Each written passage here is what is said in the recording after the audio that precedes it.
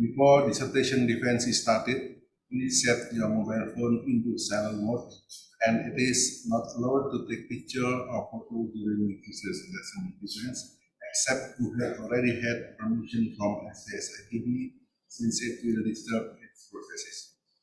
Ladies and gentlemen, Assalamualaikum warahmatullahi wabarakatuh. Greetings for all of us. Bismillahirrahmanirrahim. I declare this dissertation defense is started. This dissertation defense is held to give opportunity to candidate Dr. a.n.Budiarso to deliver her dissertation title, Improving Collaboration Process and Working Employment Relationship in Professional Service Firm, and answer questions or defend his dissertation against critics or comments in this session. And the doctor has been doing his dissertation research under supervision of a team from course as follows: Professor Dr. Engineer Utama Sarjana Putra M.Eng from ITB as Chief Promoter, Untitled STMN PhD from ITB as Co-Promoter, Dr. Rahma Fitriati as SOS MSc from UI as Chief Promoter, Co-Promoter. While the examiner in these sessions are Dr. Doko MASc PhD from ITB, Dr. Manahan Sialagan from ITB, and Professor Dr. Sudarsono Harjo Sukarto from UI. Ladies and gentlemen, next I will ask the Chief Promoter, Professor Dr. Utama Sarjana Putra, to deliver curriculum vitae of candidate doctor and then to convey academic accountability regarding the acceptance of this dissertation.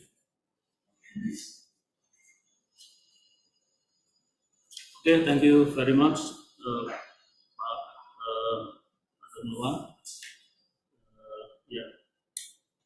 a.n.Budiarso was born in Jakarta, 25th October 1967. a.n.Budiarso has a bachelor degree in theoretical physics from the University of Indonesia in 1991. And also bachelor degree in computer engineering from Gunadarma University in 1992, and an MBA degree from IPMI/Monash University in 1999. Today, a.n.Budiarso has been a doctoral student at SBM ITB since 2017. a.n.Budiarso has more than 25 years of experience with companies such as PT Metro Data Electronics, Schlumberger, Wireline and Testing, Procter & Gamble, Accenture, Deloitte Consulting, and a.n.Budiarso is currently working as a consultant at Orpos McKinsey company. a.n.Budiarso has more than 20 years of working experience in two management consulting firms, professional service firms or PSFs, a public corporation, and a partnership type of PSF. During that time, a.n.Budiarso and his team undergo many difficult and problematic situations to collaborate with other teams or functions to serve the client, experience two different collaboration phenomena, and observe two different people's behavior toward those two different phenomena. a.n.Budiarso inspired to understand better that collaboration process in PSF to improve the problematic situation of the collaboration process in PSF. The research study was carried out in two parts as one integrated unit. Part 1 of the research is to study and understand two different collaboration phenomena that occur in a professional service firm with a public company type or a public corporation PSF, and in a professional service firm with a partnership type or partnership PSNF. A qualitative explanatory case study was chosen as the research approach and study method in part 1 of this research. Part 2 of the research is to study and understand how to build a collaborative process practically by intervening to improve collaborative working relationship among 4 teams serving one multinational client. Both parts of the study resulted in academic and practical contribution to the organization and business. The dissertation that Promovendus is about to present has published in Q1 and Q2 Scopus Index Journal. Follow in Scopus Q1, the title is How to Design Parameters of Firm Government Provide Collaboration Process Dimension in Professional Service Firm. Elion, Volume 7, Issues 11, 2021. And the second publication is Scopus also, Scopus Q2. The title is Constructing the Collaborative Working Relationships in One of the Big 4 Firms, Systemic Practice and Action Research. With the above achievement, Promovendus is worthy of being promoted in this doctoral examination today. Thank you very much. All right, thank you, Chief Promoter. Now, could you please invite candidate doctor to attend the decision?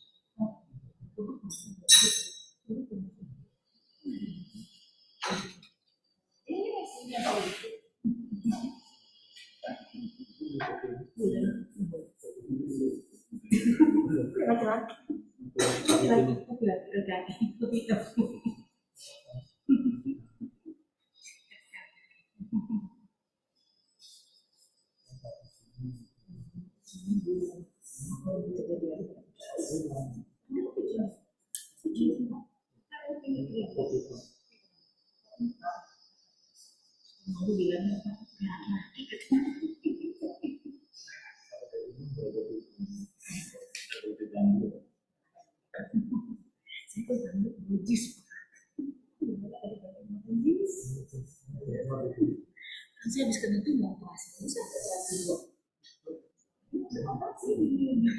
dibersihin dulu untuk kenapa? Mamanya juga sama aku.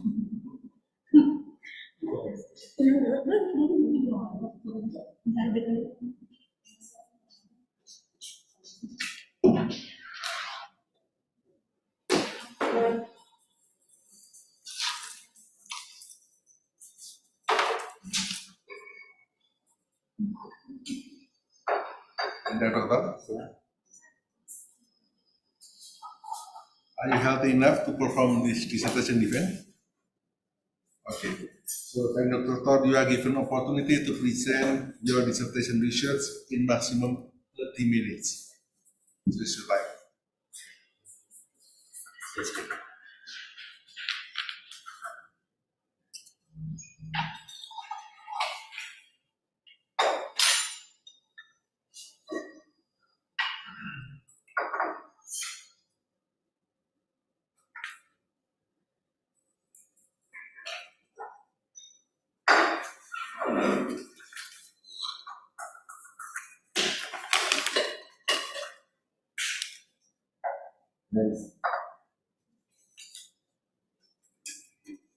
Good morning, and thank you to everyone for attending and participating in my dissertation.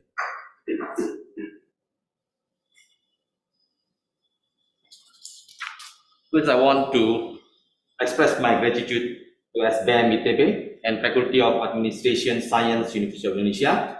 I also want to thank you to Prof. Utomo, Ibu Rama, Pak Yos as my promoter and pro-promoter, and then to all other lecturers in DSM ITB.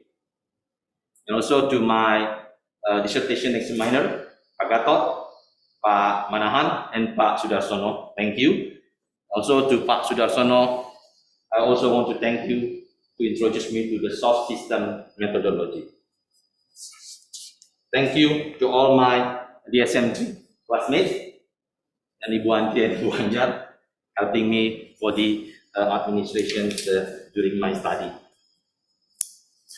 Lastly, I would like to thank you to my wife and my children. One slide before presenting my dissertation. Andrew Ware, in his publication, state that 3 knowledge management producers. One is the academics or business school, and second is the management consultant, and the other one is the manager practitioners. The 3 management knowledge producers. Each producer has different criteria for what passes as definition real knowledge. In academia, is defined by the theory and method. And in consulting, the focus is on the practical result.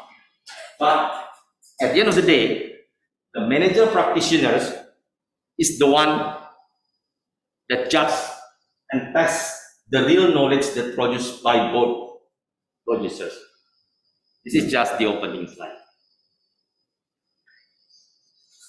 My dissertation topic is improving collaboration process and working employment relationship in professional services firm.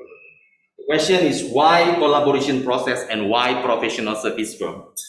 I selected as my topic. And the rest of the slides will discuss the content of this presentation. Just show this one. And just want to stress that my study is constructed into 2 complementary parts. And integrated to understand and improve the collaboration process in professional services firm. Why collaboration? Because undeniable that collaboration is a critical for all professionals, any organization, any business. And this is the supporting fact. Forbes, World Economic Forum, all many studies done by big consulting firm stated that collaboration is important and critical. However, the fact that many literature still say that collaboration process is still misunderstood. And then statistically 50 to 70% collaboration fail. So it is critical but not easy. Still there is a gap to understand. Why professional services firm? Professional services firm play an important role in the knowledge-based economy. And this is the list. In the Strategic Economic Forum, this is the list of professional services firms who are partnered to support the World Economic Forum. And these are 2 examples of PSF, the professional services firm contribution to the management practice. As we all know, the 7S of McKinsey framework, the BCG's growth matrix. However, Emerson stated that collaboration phenomena in PSF remain under-researched. So the fact that PSF play an important role in the global economy and the best field laboratory for collaboration study. I'm going to explain the context of my study, part 1 and part 2. From the day I started working after graduate from University of Indonesia until now, I have worked in 6 different companies, professional service firm and non-professional service firm. My experience proved that collaborating or building a collaboration process is not easy. It is hard to do. And then looking at this one based on my own experience, moving from public corporation service firm to a partnership service firm, I experienced and observed 2 different phenomena of collaboration process and 2 different people behaviors towards the collaboration process. The right hand side trying to describe what my explanation regarding the different collaboration process. Just for example, in the process of managing the account, doing the sales, and then how the firm is tracking the performance. So the part one of my study is basically trying to understand the causes of two different collaboration process phenomena based on my own experience.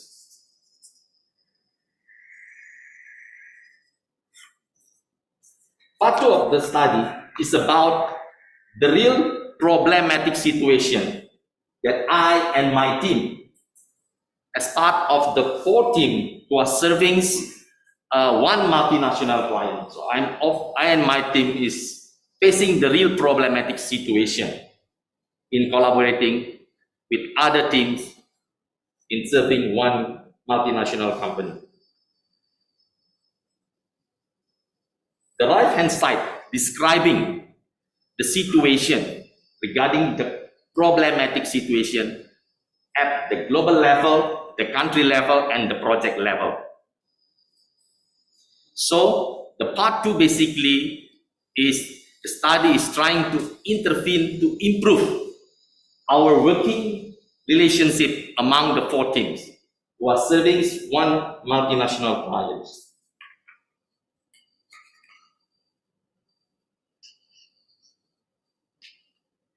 So I have 3 research objectives and 4 research questions that I would like to answer in my study. It's contracted into 2 complementary parts. First one is trying to understand what are the causes that drive 2 different collaboration process phenomena. And the other one is what are the characteristics to explain the collaboration process dimension in public corporation and in the partnership of professional services firm. The other one in the part 2, and facing the problematic situation, is trying to improve. How I can improve. And the second one, the other one is how do we practically establish the collaboration process successfully? As we already know in the very beginning, doing a collaboration is not an easy thing. I'm going to explain the conceptual framework and the research methodology that I selected to conduct these 2 parts of the study.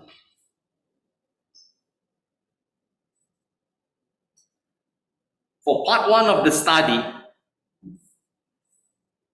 I developed one conceptual model by combining theory, the design parameter frameworks of the firm governance from Hart Ledgers and the 5 dimension of the collaboration process model from Thomson as one conceptual model to test and to understand the part 1 of the study. The right hand side is 6 stages of research process that designed to accomplish this part 1 of the study. Basically is to conduct an explanatory case study. And one most important thing, we select 5 competent and credible persons with more than 20 years of experience in both types of the professional services firm.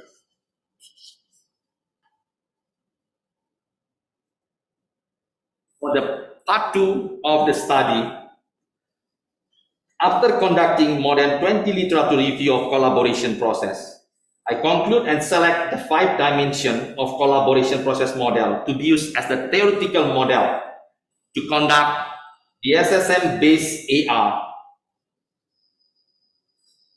As described in the right-hand side, I use the SSM-based AR by Jacqueline and the dual imperative concept from McKay and Marshall to achieve both the problem-solving interest and the research interest.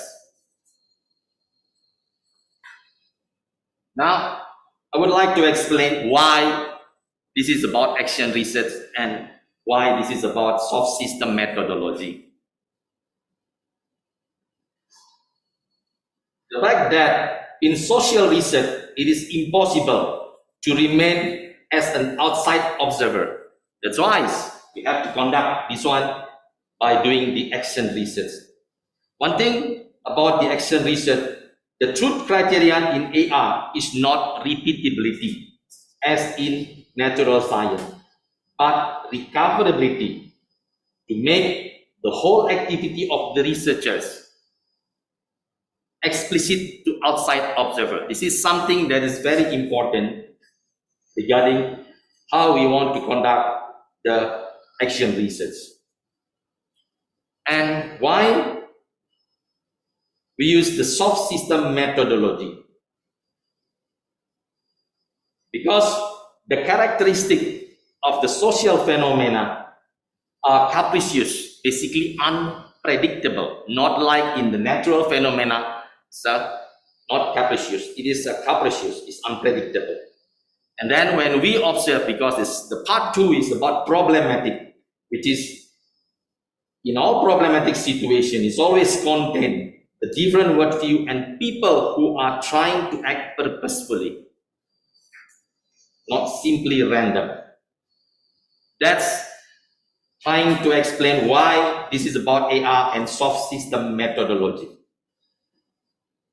I'm going to explain the key finding, my research contribution and my practical contribution. This study confirmed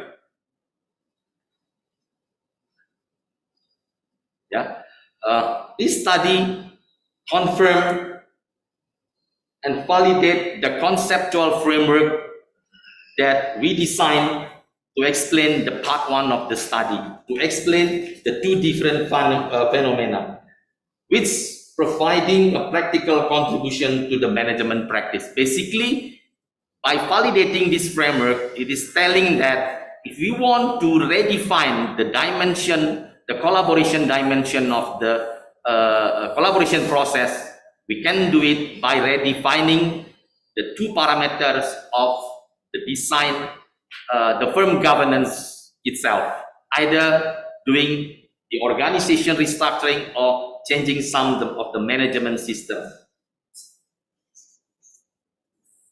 Another finding, in public corporation, the structural dimension, the governance and administration play an important role than the agency and the social capital dimension of the collaboration process in driving the collaboration in the public corporation. In a simple explanation, in public corporation, it is not about I like you and you like me, then we collaborate, but more on driving the corporate agenda, because the governance and the administration is very strong, and vice versa. In a partnership type of PSF, the social capital and the agency play a more significant role compared to the structural dimension. In a simple way, telling that if I don't like you, so why should I collaborate with you? No one will question me, as I am a partner and the owner of the firm. But it is not about which collaboration process is better. It is showing that the collaboration is a unique and critical capability. It's proving by the fact that this is the chart of the revenue of some of these professional services firms, showing that they are growing their revenue in the 3 consecutive years. Now, I'm going to explain my key finding in the part 2, which basically is using the Marshall and McKay, the revised frameworks of the action research. McKay is suggesting that, telling that the action research, the research interest, and then the problem-solving interest is a 2 cycle that integrated must happening at the same time. Then McKay is splitting the problem-solving methodology and the research methodology, which arguing from what Jacqueline said, that you have to have a F the theoretical framework M and A. And McKay splitting M become to MPS and MR. At the end of the study, the reflection that I got for the MPS, P, then F, MR, and A. Basically, A is the real world itself, and P is just the instant part of the real world that we are trying to solve. But I'm going to explain in more detail regarding my reflection for the F, because this is very important. I will show this one first. In fact, this slide is not only explaining about the novelty or the contribution of my study, but also showing my own intellectual journey around my study in DSM. It is trying to understand the Cheklen, Gronholm and Gorkul, McKay, and Harjo Sukarto. Because the basic question and the main question in doing HR is always how to achieve the problem solving and the research interest. Cheklen, as we already explained, McKay trying to explain, to provide the concept regarding F, MPS, MR. Gronholm and Gorkul also the same thing, trying to put explaining and arguing the McKay and Marshall by coming up with the business practice concept, telling that the theoretical practice, the business change, and the regular business practice, right? And then Uchiyama confirming regarding the concept of the actuality and reality, and Harjo Karto also the same thing, trying to explain DAR with the concept, the multi-method. Now I'm combining and explaining that one approach to achieving the dual imperative in SSM-based AR is by embedding DF as part of the PQR formula to define the root definition. So now I'm going to explain it. This is the 7 steps designed by Cheklen to accomplish the SSM-based AR. I'll show you, this is the model. It is a model from the belief, value, attitude, and behaviors, which I found this model is very useful for me to synthesize and understanding these 4 research papers. Belief and value basically represent the actuality, the worldview, and then the attitude and behaviors represent the reality, the real world. As Cheklen said that, right, one event can interpret differently. One group say that it is terrorism, but the other groups say that it is a freedom fighting. That's the conflicting when dealing with the human being. That's why Cheklen said the heart system is not rich enough to understand the problematic situation with the people. And then one thing that I would like to explain, Uchiyama stated, basically in SSM, what we are trying to do to achieve is accommodating at the actuality level. That's why it's very important. When I start this one, I declare, as already explained, I took 5-dimension model as the theoretical framework because Cheklen and McKay said that what's the difference separate between the novel writing and an organized action research? You have to start in advance the declared framework when you're trying to interpret. Excuse me, it's 5 minutes. Okay. Then this is very clear that I put this one right? The F, because I try to intervene using the 5 collaboration model. By having F in the root definition, it representing the conceptual framework. Then the implementation in the ontology and epistemology as defined by Uchimiyama can be achieved.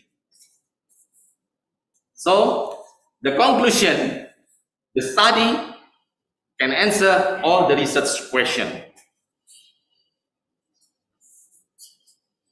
Just want to say that what we discussed today have been published in Scopus Q1 and then Scopus Q2, a SPA based on the Dicty's website. And the suggested future research basically hope that the conceptual framework that we develop can be used or tested in other PSF type or non-PSF organization. And this is, I close my presentation back to what Andrew said. Basically, he said that he suggested a highly useful way to produce a new management knowledge if all parties, the academics, the business school, the consultant, and the practitioners are collaborating. Thank you. Well, thank you very much, ladies and gentlemen. The session is continued with questions and comments. First, I would like to ask the examiners, Professor Dr. Sudarsono from UI, because he is now in hospital. So I like to represent the question that has been given by him to us. So I like to read the questions. Okay, it's from Professor Sudarsono.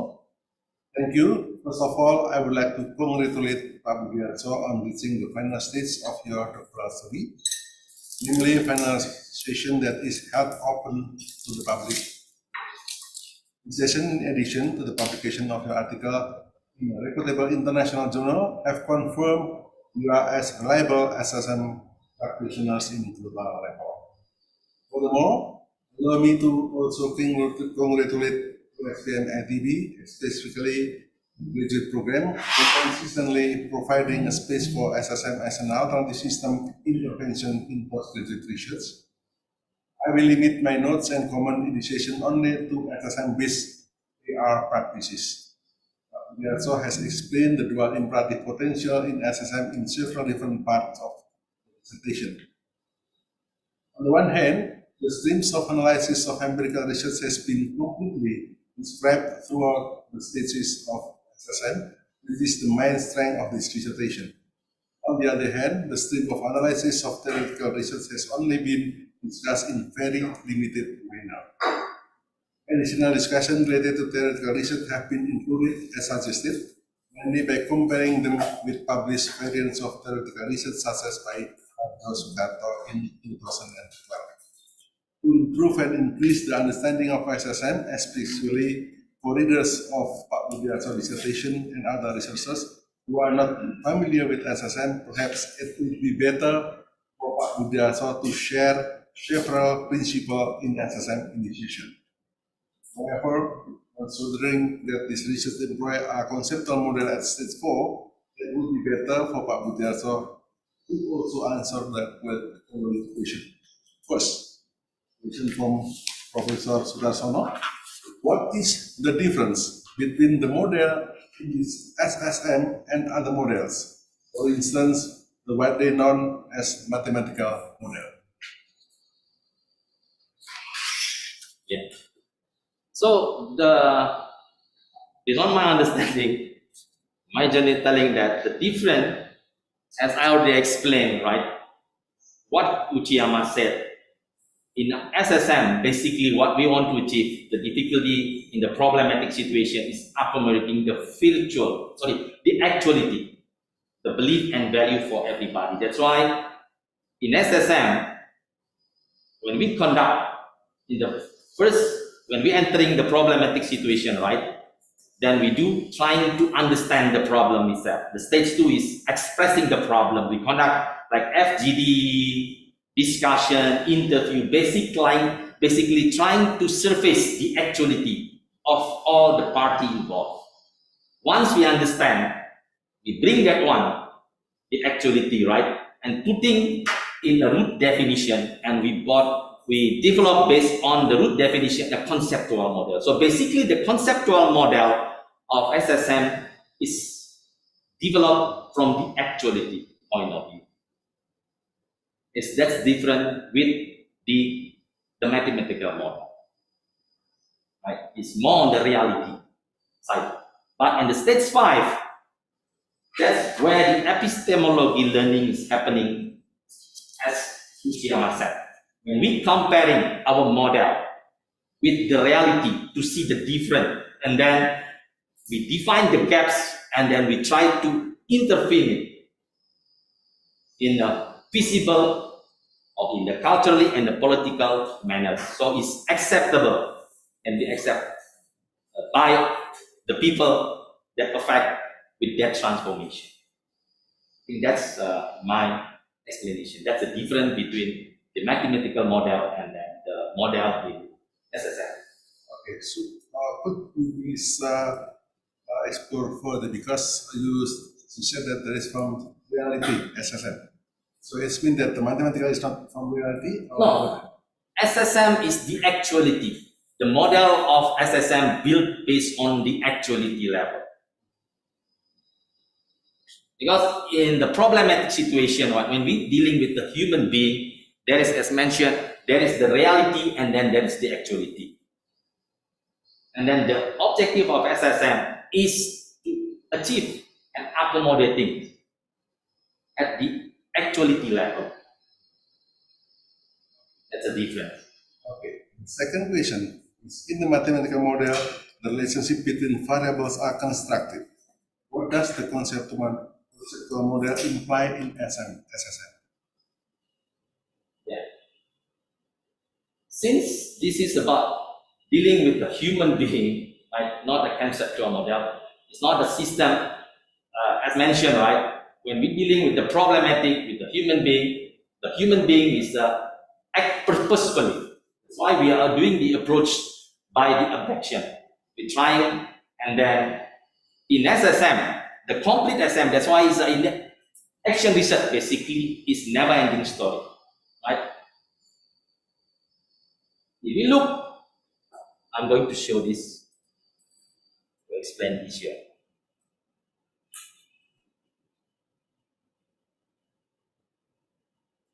This is here, sorry.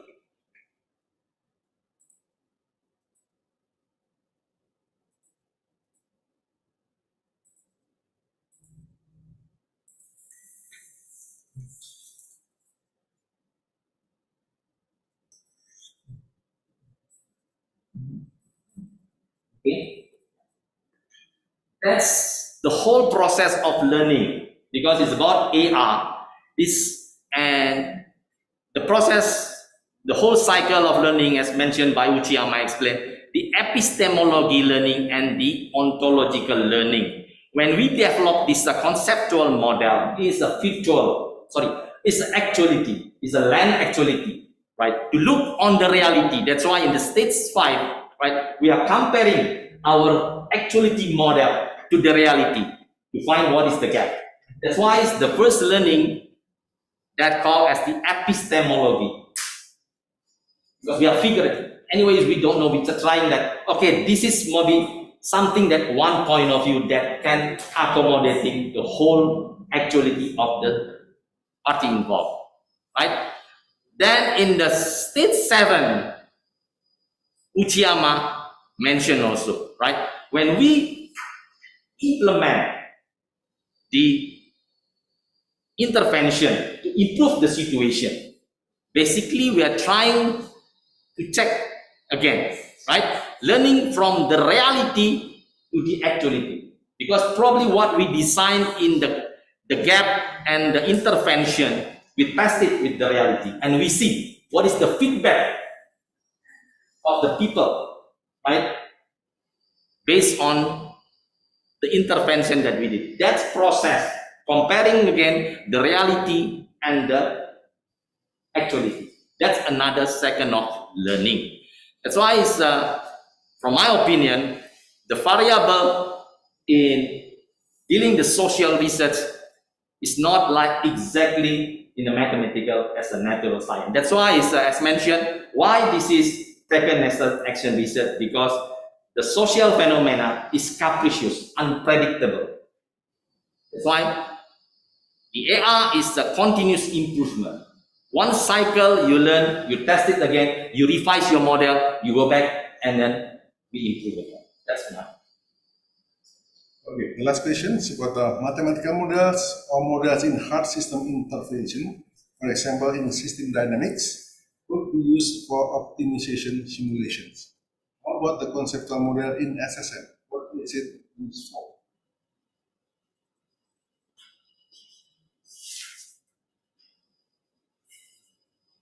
I think the question, the answer is basically already explained that in SSM, what we are trying to achieve is the accommodation. But it's not consensus. It's not about optimizing, but accommodating all the parties involved from their actuality level. Not about optimizing, like in the hard system, like in the system dynamic. It could be interpreted as optimization, but it's, for me, I completely agree that it's about accommodating. Because probably by accommodating the whole party's interest, the optimization can be achieved. But the objective is not about accommodating. For example, when I experienced in the part 2 of the study, where 4 teams working together to serve one client, right?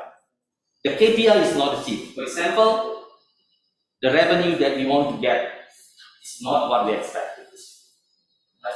The reason, because there is a problematic lack of the definition of that 5 dimension of the collaboration process.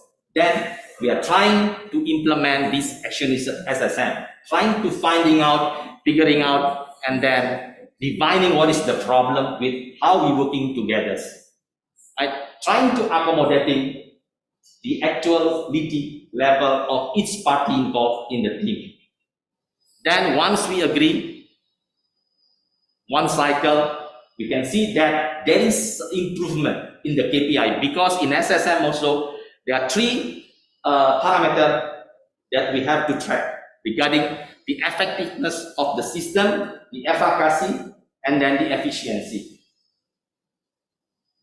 So my explanation clearly is SSM is not about the optimization, but more the accommodating. But the optimization can be happen once you achieve the accommodation, but not the main objective of the optimization, because we cannot optimize the human being. So you mean that in the SSM is more in the process to achieve rather than... Correct. Okay, I think these 3 questions are sufficient. We definitely need 1 semester of study time to fully describe SSM, particularly the latest development in SSM this multi-year. Thank you very much, and thank you for Professor Budiarso for your question, and hopefully you can get help. Now we are praying for help. Thank you very much. Okay, the second opportunity is given to Dr. Manahan. Thank you very much.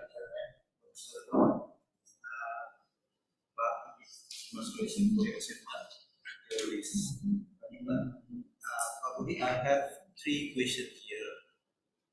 The first is about the improvement that you mentioned. The improvement that you took at the good definition steps, I think it's very excellent. You try to embed the theoretical framework F. We have P, Q, F. Do P by Q to achieve R. So my question is about why this embedding process in your research is in the Q. What is the reason? And how about if because this can be embedded in P or Q or R. So in your research, you embed in Q. So this what is the reason?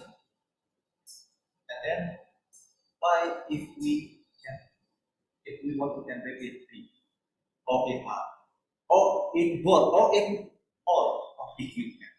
So what's your explanation?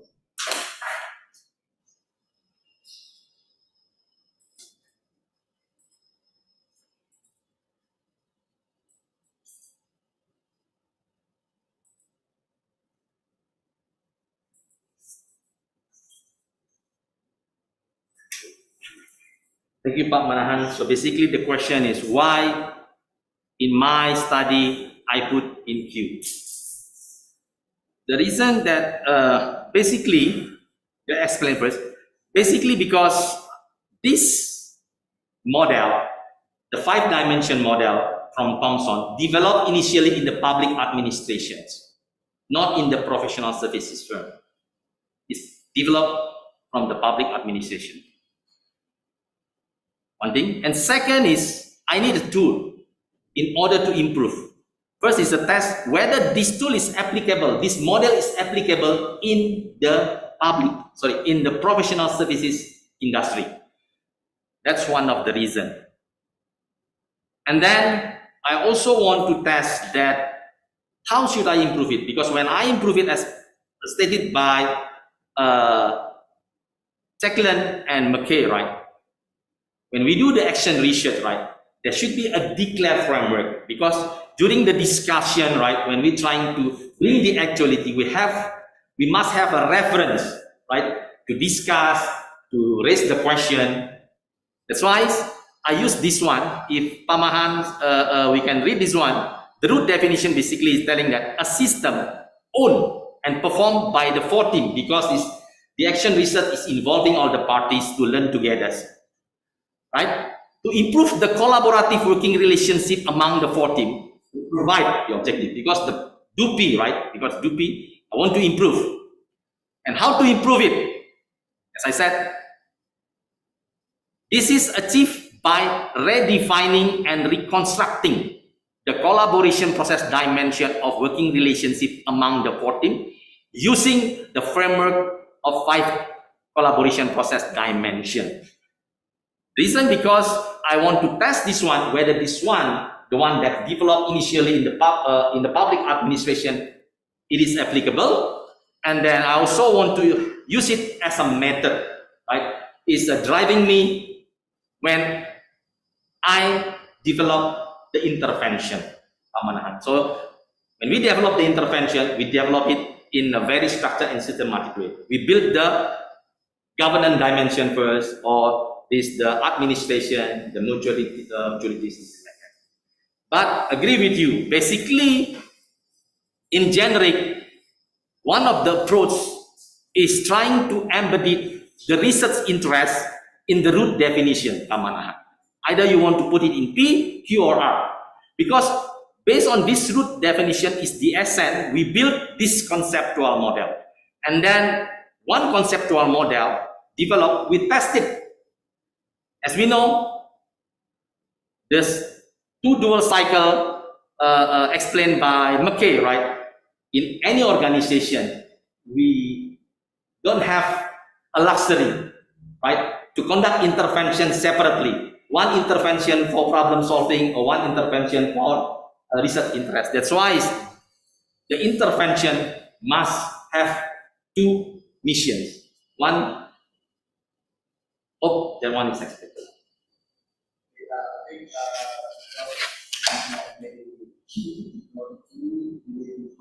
Yes.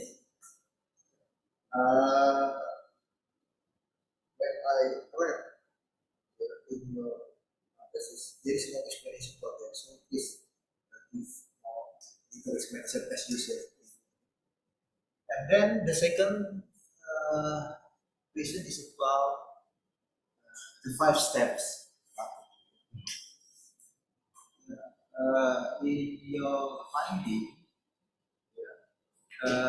in partnership, you have 3 important steps here: maturity, norms, and communication autonomy.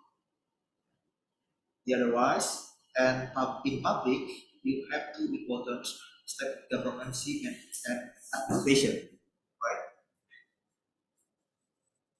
So my question is about how this categorization can be implemented here in terms of partnership and in terms of public, and why this dominant of the mutuality norms and organization autonomy in partnership, and why in governance the dominant step is governancy and administration. Yeah. Thank you, Pak Marhan, for the question. Let me explain. This is something is very interesting. Why I take Thomson model, because many papers discussing about collaboration just using a definition, but Thomson trying to making a standard by telling if we're talking about collaboration, there should be a dimension. Like when you say that we're talking about human being, human being is have hand, leg, something like that. So Thomson is in analogy saying that when you're talking about the process of collaboration, there are 5 dimensions. First is about governance, administration, organization, autonomy, mutuality, and norm. So I'm going to explain.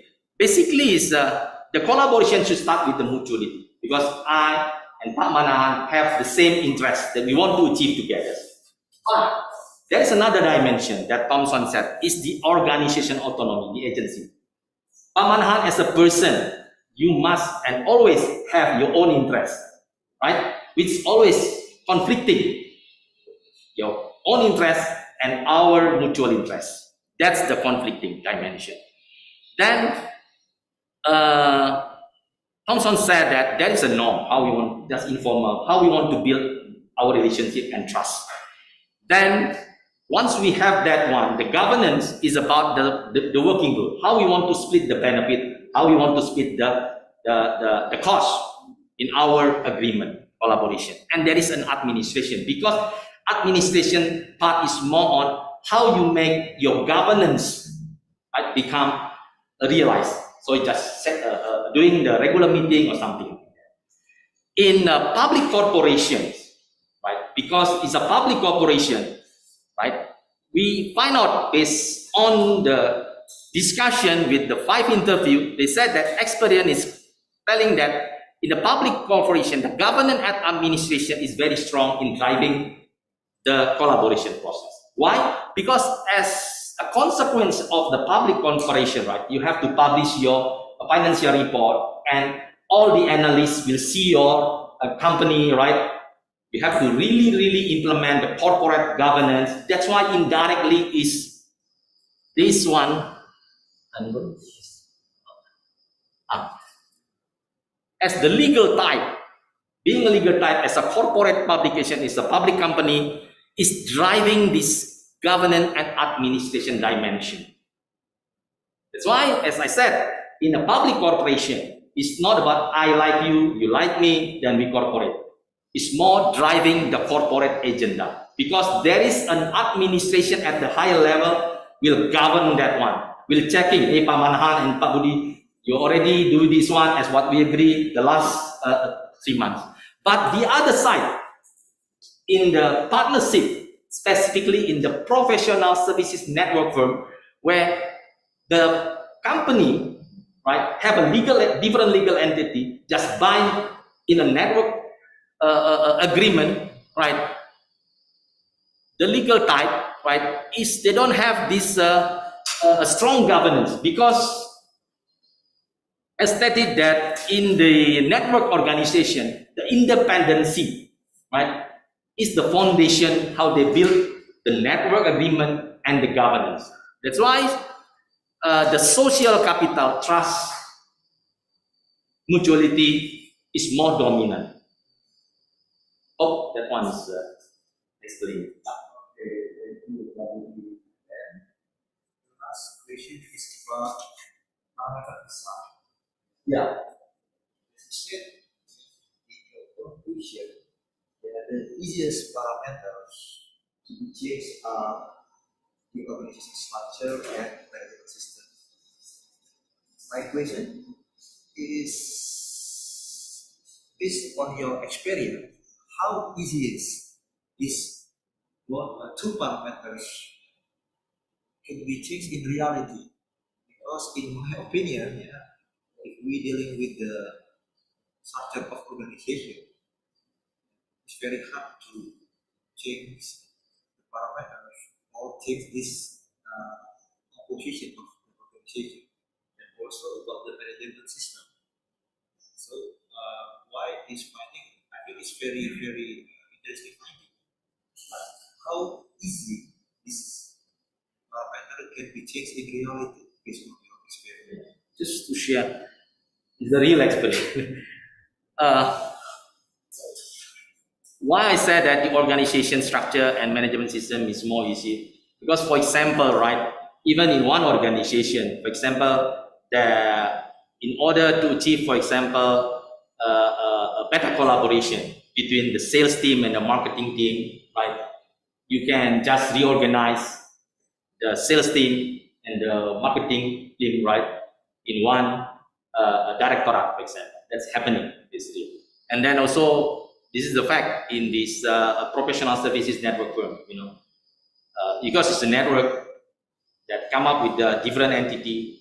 Maybe they operate at at the country level, right? And then they see that in order to have a better collaboration, to create more competitiveness, this entity at the country level, normally they organize at the regional level. In Asian country, for example, Southeast Asia, then if they see that the country level or the regional level is bringing better competitiveness, there's many real case that at the regional level, even they are grow at the bigger regional, for example, from Asia Pacific, they grow to, from the Southeast Asia, they become the Asia Pacific practice, for example. I think that's very important. But moving from the partnership to public is quite challenging. What kind of situation or issue that can change this parameter? Is back to the competitiveness, how they compete with other competitors, right? Honestly, I've seen it real. That's why I moved from a public corporation. This Accenture is a public corporation. Then I moved to Deloitte. Deloitte is a professional services network firm.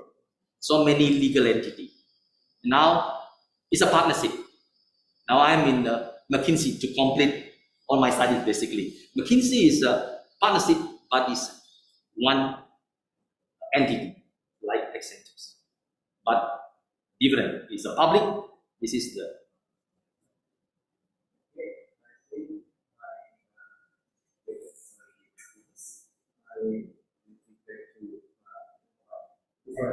Thank you very much, Pak Mehan. The next opportunity given to a.n.Budiarso, please. Okay, thank you. Okay. First of all, I would like to appreciate for your hard work. Eventually, you are willing to propose with practical steps to implement the 5 dimensions on the collaboration process. However, you also recognize in your research that the collaboration is also unique to any firm governance.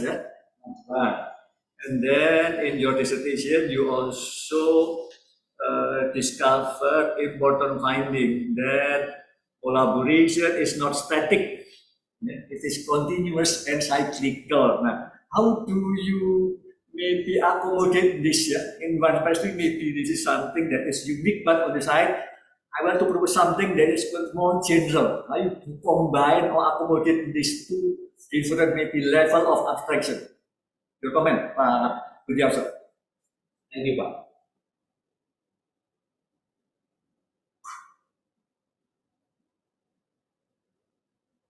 Yeah, it is true that I explained regarding how we construct this collaboration, and then it's the 5 dimension, and then also I stated that I found out that the collaboration is not static, right? If there is some changes, the equilibrium should be moved. It is true. So I think based on my experience implementing this one, as again, this is what my approach. First step is when Thomson defining the 5 dimension of the collaboration process, Thomson does not explain how to construct it one with steps. So I found out that based on this implementation of SSM, so better we first start with the step 1 is the mutuality dimension, because mutuality is really setting the basic, and the literature also stating that the essence of the collaboration is the mutuality. Why people want to come together, right? This is something that a step we have to sit and then understand really what is our objective when we collaborating. Once we are clear, right, just trying to understand step, then we go to step 2, trying to be open each party, right, to explain what will be your conflicting interest, because as mentioned by Thomson, right, everybody will have their own interest and have the mutual interest that many times is conflicting. That's why it's the openness, trying to explain, okay, I have my own objective, my KPI that I have to achieve this one. Just trying to surface, right, rather than just keep it at the actuality level, just bring it in.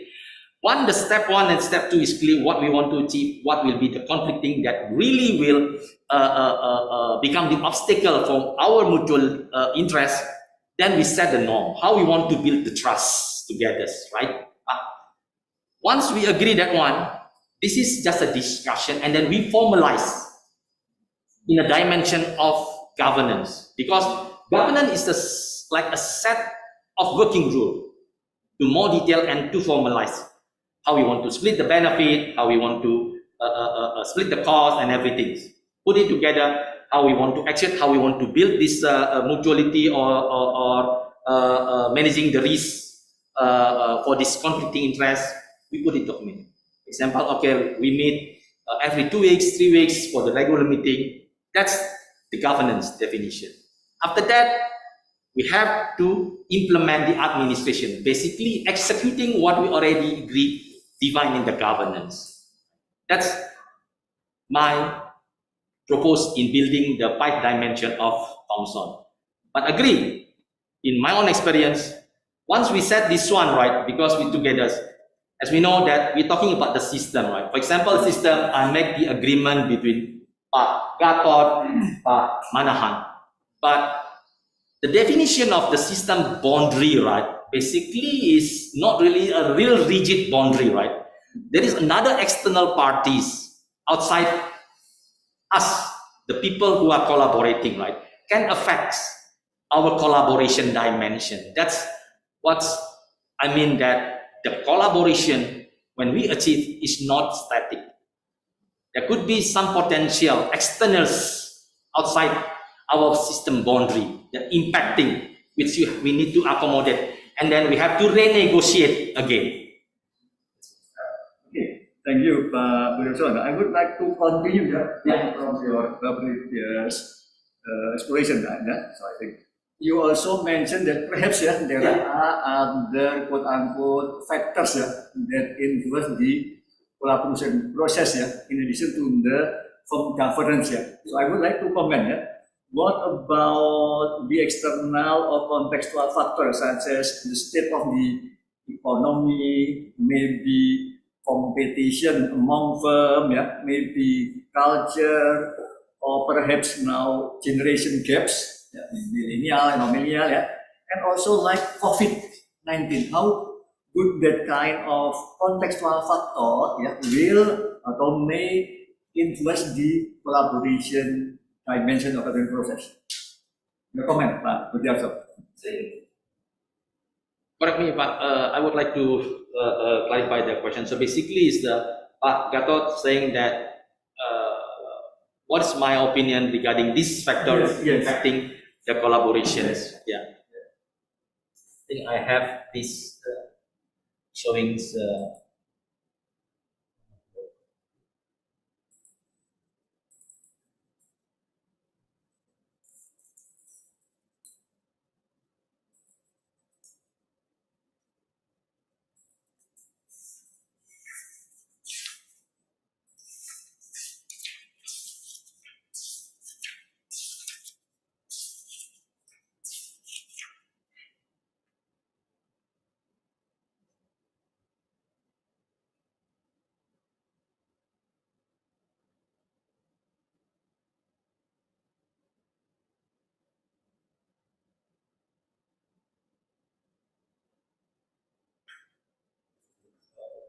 just answer it. Sorry. I think completely agree. That's what we have been discussed, that our collaboration is not static. Yeah. That's why, just for example, the COVID, right? We see that the COVID-19 is really impacting our collaboration process dimension, right? For example, from the governance and administration point of view, right? Let me show you this.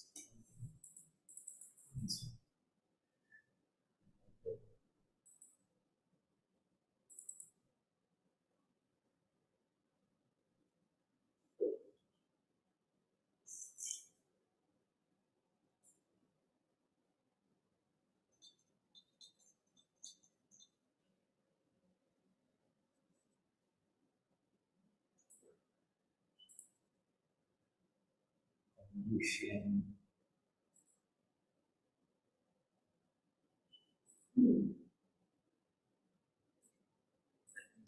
this.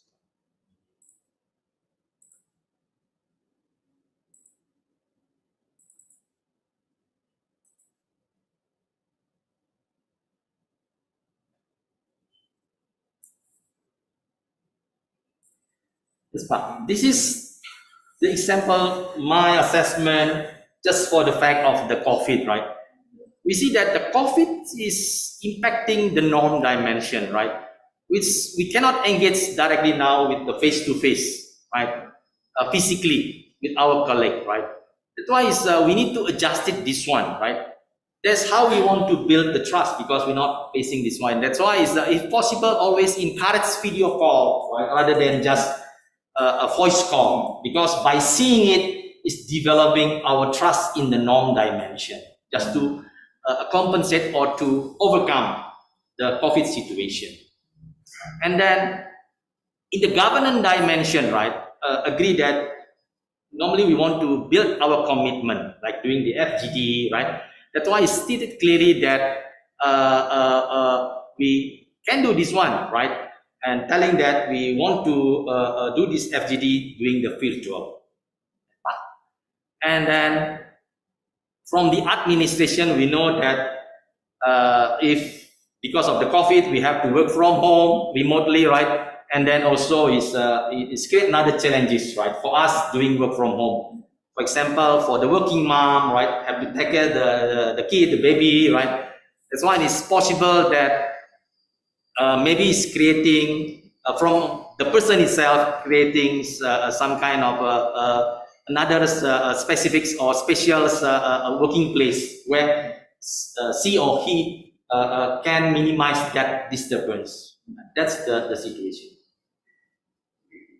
My last question is about, so after you have finished your research, yeah, so I would like to ask your reflection, yeah, about the 5 dimensions of the process, yeah. So what is your critical assessment, yeah? What are the strengths of this 5 dimensions, or is there any kind of maybe your own critique, the limitation of these 5 dimensions? Thank you, Pak. So basically the question is, what is my point of view, my reflection regarding the 5-dimension collaboration of Thomson? Yeah, I think, as I said, my literature study showing that why I choose this one, because it's giving me a better understanding about the definition of collaboration, right? Because it's trying to structure in a structured way based on Thomson analysis, which is in the SAM with from all the collaboration. So I think my reflection is first is I really appreciate, right, because by putting this in the 5-dimension, clearly it's defined and also easier for me to make the intervention. How I'm going to build the collaboration, for example, okay, I address from the dimension governance, I check whether we have some kind of agreement, clear dimensions. And then the critics, right, that I see that, yeah, Thomson did not define it, right, how to build this one. He just said that this dimension is representing the collaboration. That's why I'm trying to add adding value, complement what is already defined by Thomson by suggesting one approach to implement this one, starting with mutuality, right, and then agency, then norm, and then the governance, and then the administration. So that's Thank you, Mr. Seven. Pak Dermawan, from me. Thank you very much, Dr. Dot. And the next opportunity given to Dr. Rahma Fitriati to do the questions. a.n.Budiarso. I have 3 questions. The methodology is designed to ensure the question. You explain us why you did choose SSM to ensure your question execution. My question: which stage of SSM do you think or do you find the most difficult to do? Based on Prof. Sudarsana questions, could you explain what is different? Repeatability and capability. And what is different? Defining action and taking action. the first question is which stage is the most difficult one? And second one is about repeatability and recoverability. 4 questions. The whole question.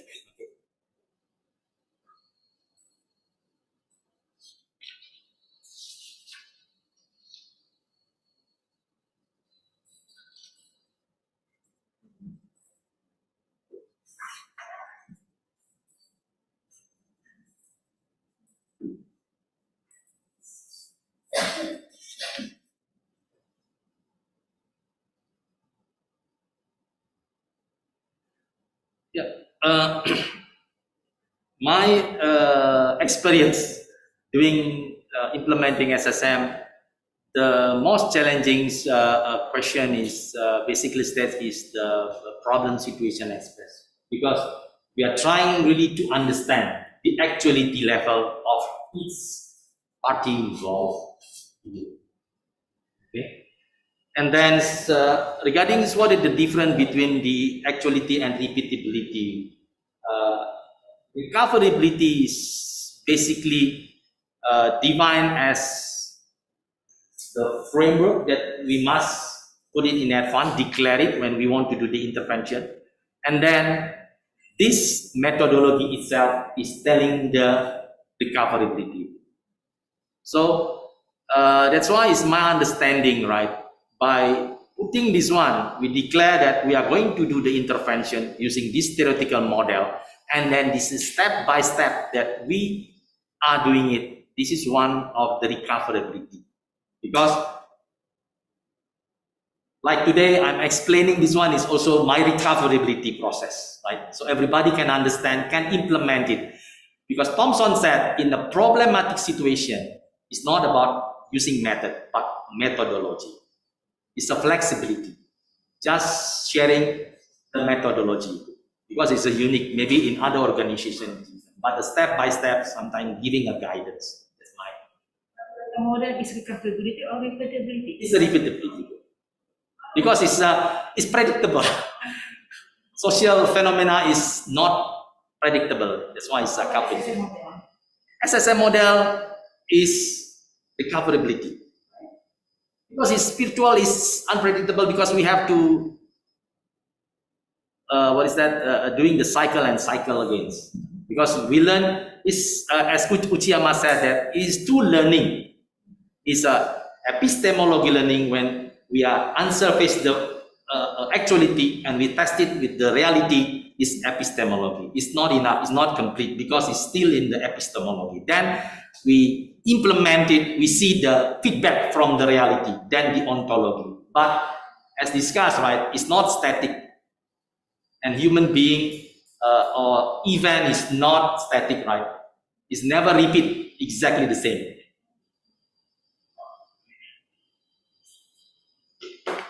About defining action and taking action.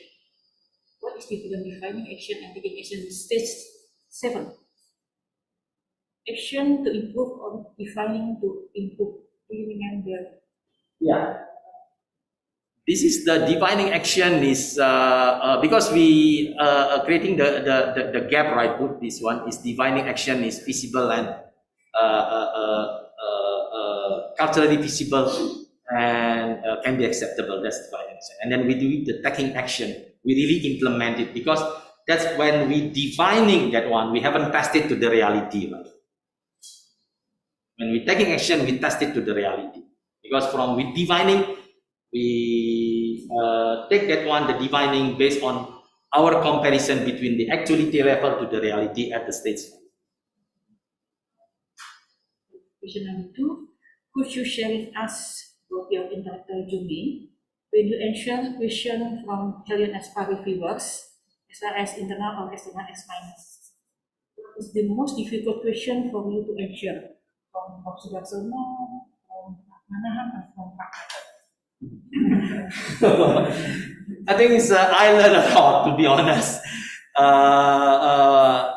This is my journey, to be honest. As I said, being a consultant, if we go back to the first one that Andrew said, the 3 knowledge management producers, either the academic researchers, right, and then the consultant or as a management or manager practitioner itself, right. And it's clear that they have their own definition.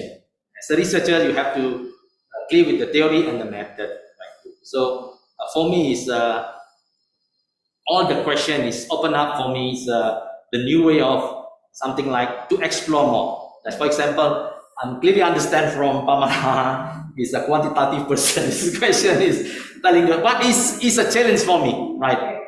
Understand is giving me an opportunity to explore more. And Pak Gatot also the same thing is giving me guidance how you want to choose structures, right?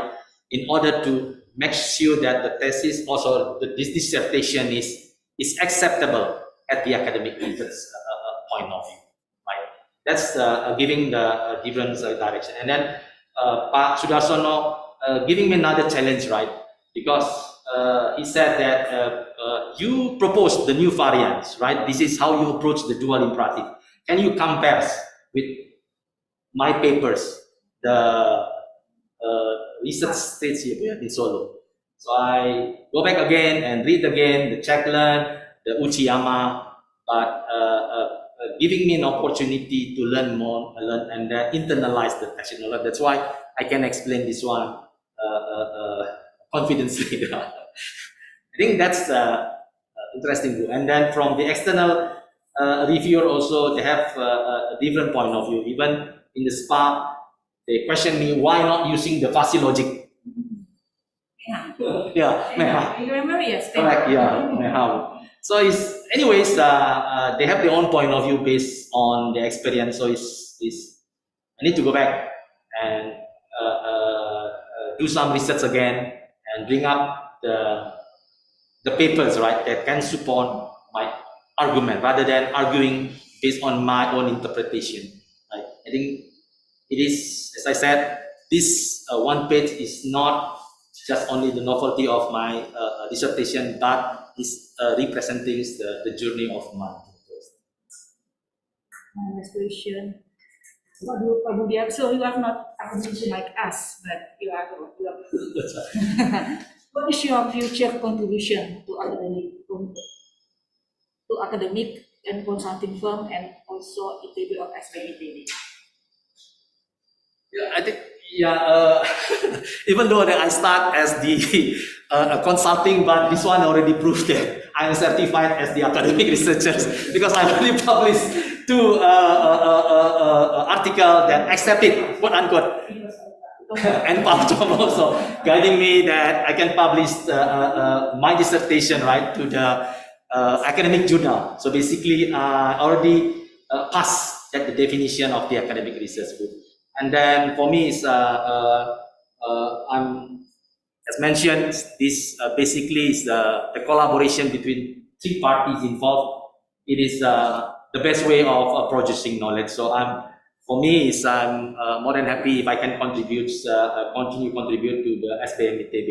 I mean, they come the external speakers sharing this one. Even Ibu Rama also sometimes ask me to be sharing regarding this, how to achieve the dual interactive and exchange research, because that's in my opinion, the biggest challenge is to really achieve it. Right? All right, thank you very much. And the next opportunity given to Untitled PhD is from here in Padang. Please, Pak Untitled to ask question from online. Okay, thank you, Prof. Dermawan. Good morning, Pak Budi. Good morning, Pak Yos. I'm glad to see you here. Yeah. Well, there's been a lot of good question that given by the examiners and also Bu Rahma Chiyo. So I just try to cover the one that has not been discussed before.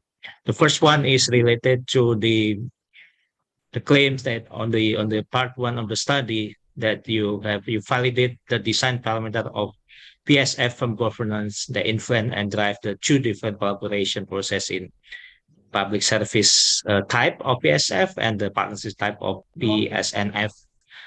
Looking at these two different type of corporation, and you mentioned, what are the difference in terms of the design parameter that shape the collaboration process?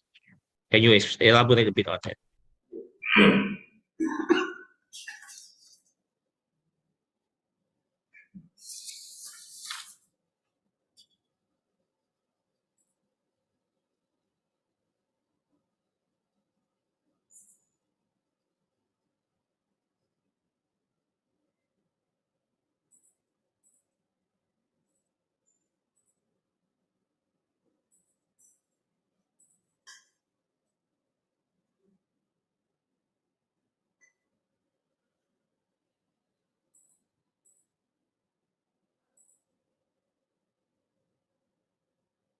I think I would like to use this slide to explain, Pak Yos.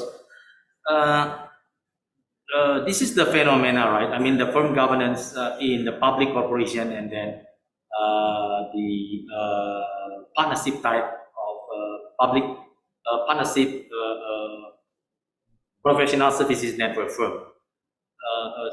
Three example of process of the firm governance, and then the management system. I said it's an organization structure and management system.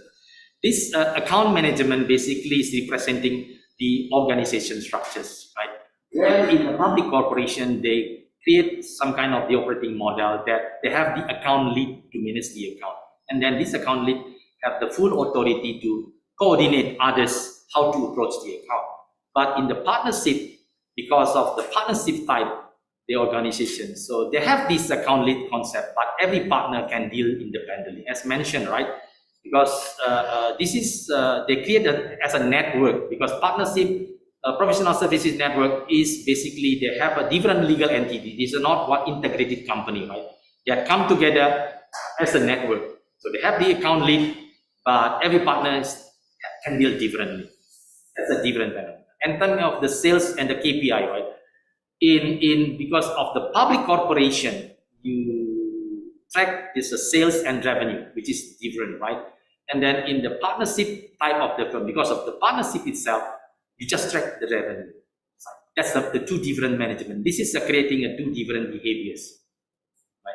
Because when you're tracking the sales, right, that the people is really like to involve in the sales process. But if you're not tracking in the sales process, people not really trying in the sales process, but more on the delivery, because it's the sales is during the selling process and revenue is during the delivery of the services.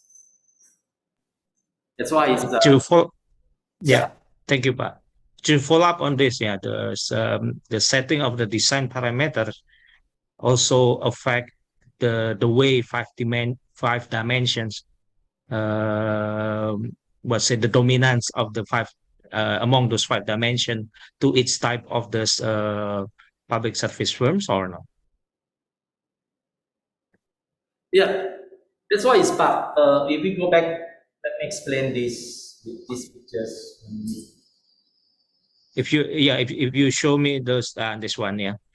So the bottom one is the design parameters, right? Yeah, And the above one is the process collaboration process that you explained.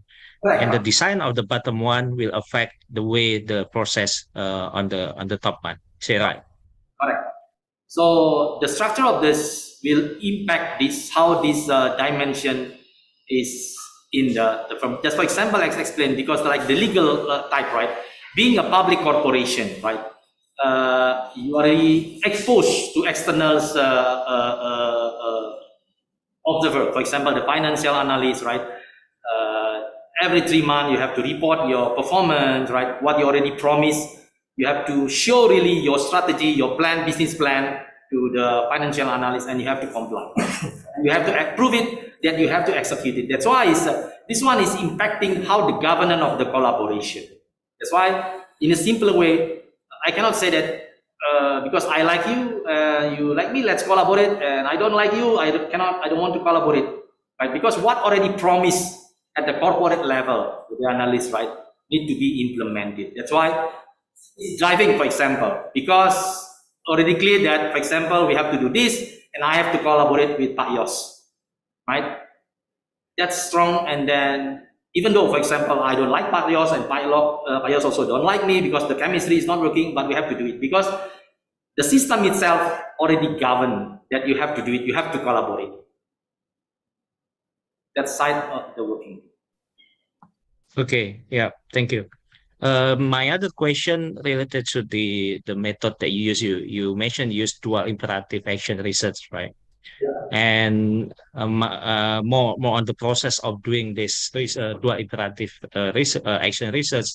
How do you keep the tracks of the two words and their connection? Yeah, so yeah, maybe you can elaborate a bit on the process of doing it. Yeah, the dual imperative one, because you talk about the research interest and the problem solving interest in there as well.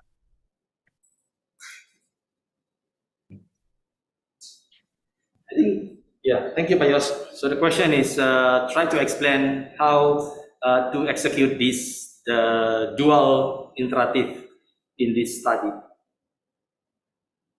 That's the initial question for me, right? When I start this one, I read about the AR action research, the dual imperative, trying to understand what McKay explained in the concept, read the Uchiyama, the paper given by Ibu Rama and Pak Sudarsono, trying to understand basically how, in a simple way, what is the approach to make sure that this dual imperative, the problem-solving interest and then the research interest can be done at one time.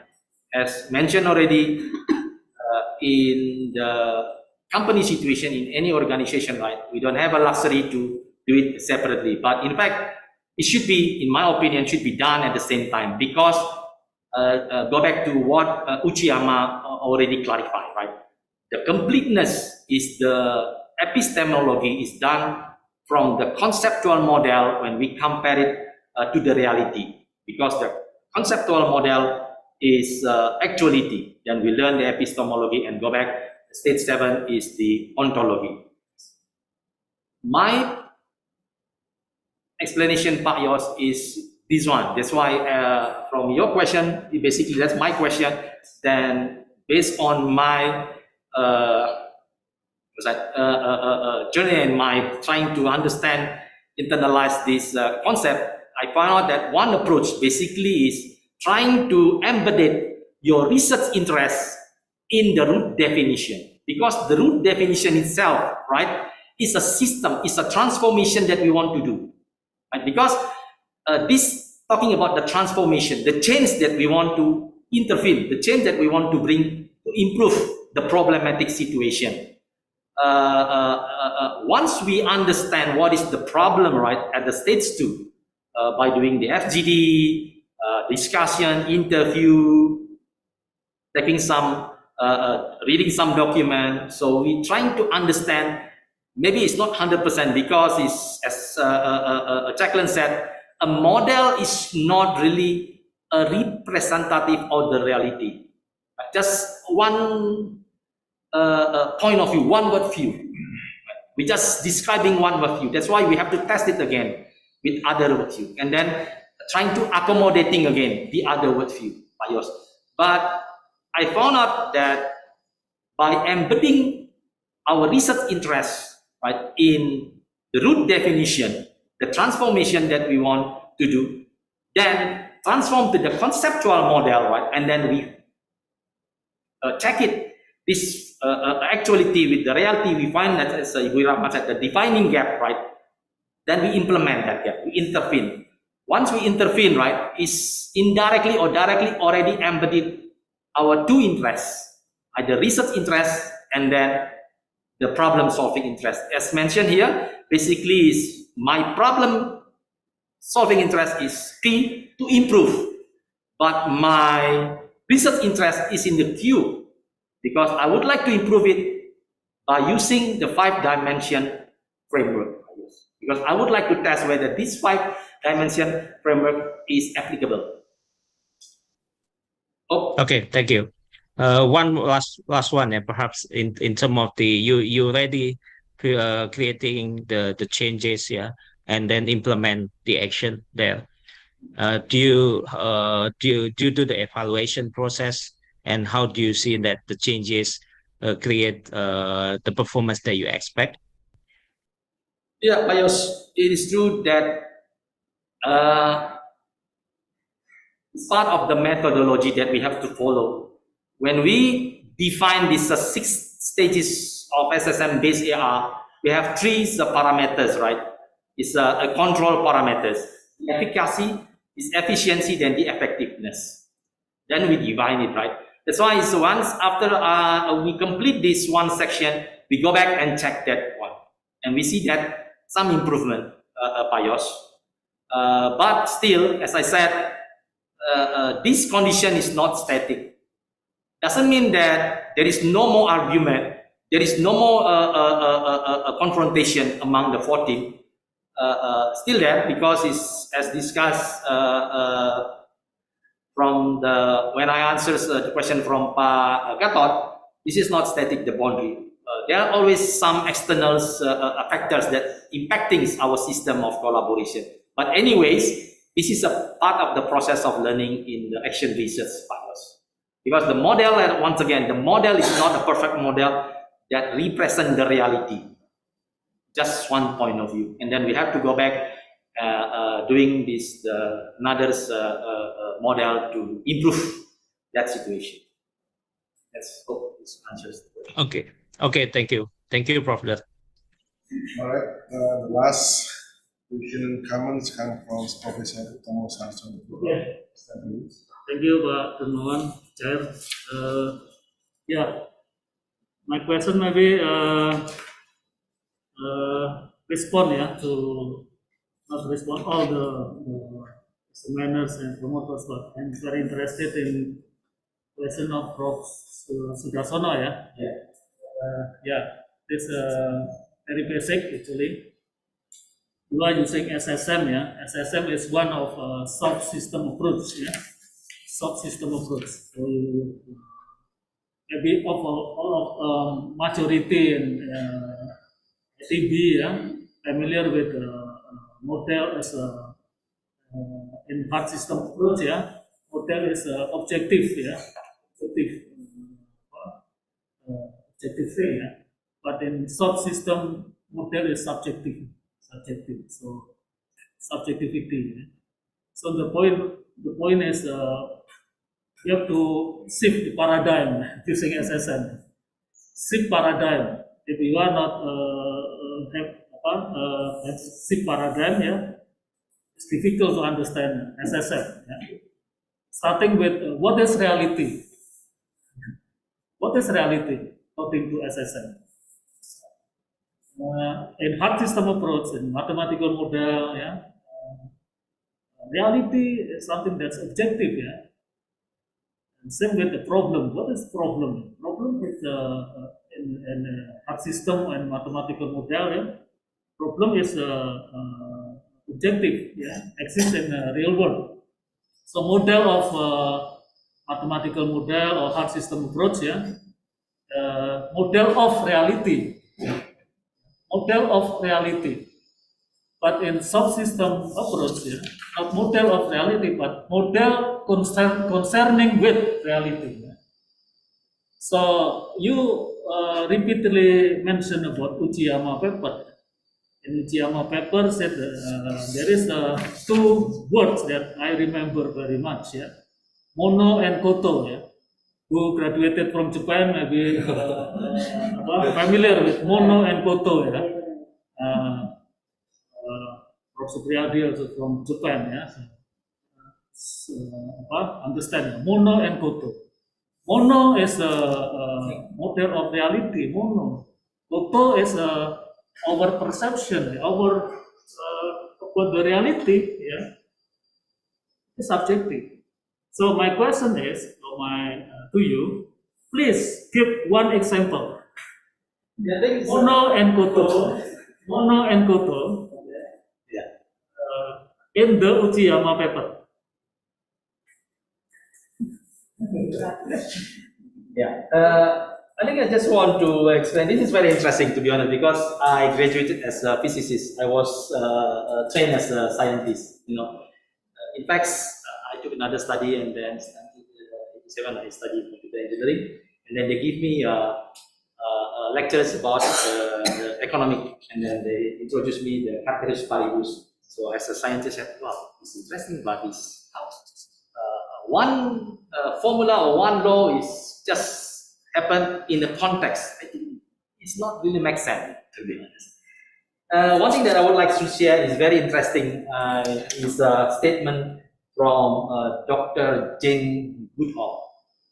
I believe that everyone knows is the female scientist that studies chimpanzee. So she stated in the interview that because she said that in the very beginning, I do not agree that to be a good scientist you have to be objective, and then you cannot have empathy to your object of research. And she said this is untrue, and I'll prove it.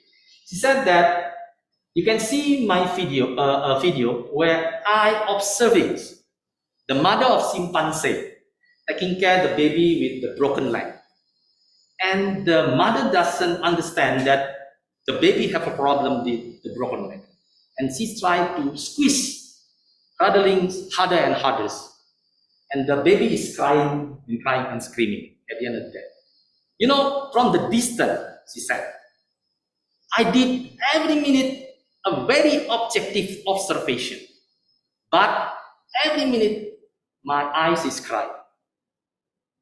That he said that when we study about animal, we need to have empathy, because by having empathy, giving us a platform that we say that she or he behave like this because he or she angry. Based on that platform, then we prove or disapprove scientifically. So because we are talking about people, a human animal, so basically this is the paradigm that we need to see. Right? We have to have empathy, and then we have to do the action research, being part, so to understand the context of things. That's the point. Yeah, I can additional example for this. Assume my father gave me Watch. watch. Yeah, that's what Uchiyama said. I see the watch Correct. objectively using actual reality. What is maybe Nothing for others. the same of watch Correct. There's a needle, there is a numbers But if I see the watch, not that in my perception, I feel my All the memory. about my father. I think it's another example. If somebody is That's why the model of actuality, model of ours. It's a model concerning with, not model of. Different. In reality, mathematical model of reality. But in actuality, in Koto in Japan, Koto, Mono is reality, photo is actuality. Yeah. In figures papers is about the ideas. Yeah? Mono, photo, and figures what happening. Yeah, same. Mono, photo, happening. But mono, reality happening. But in self, it is not mono but photo. Yeah? Photo or ideas. Yeah? It is concerning with our perception, our kesan apa ya, memories. Memory, Pak. That is Different from the reality. So every person, every human have different perception about the same words. Yeah. Urama see my words it's different from my actuality with the words. I remember my father. Urama have no experience about my father. Different perception. So different model. So that's why SSM model is deal with this kind of model. Okay, that's my question. Yeah, thank you, Pak. I think it is true. Thanks a lot. I completely agree with Pak Tom. That's why Suchiyama said is he said about something fell that cannot be explained, but it's something fell. When you see your father's watch bringing everything that no one can feel it, that's something fell. Maybe it's another same thing that if one day, for example, we are outside and then with this American friend and reading a newspaper. Sorry to say that there's regarding the case or the event of the son of Pak Emil. That's our friend just read that news, but we as the Indonesian read and have a different meaning. That's something because there is the bonding connection. Alright, thank you very much. So, ladies and gentlemen, we just finished the first sessions of dissertation defense. And then I will ask your question to give opportunity to previous school commission to conduct declaration meeting. Then I will suspend the session for about 16 minutes and all can be do out of the Zoom on this. Thank you.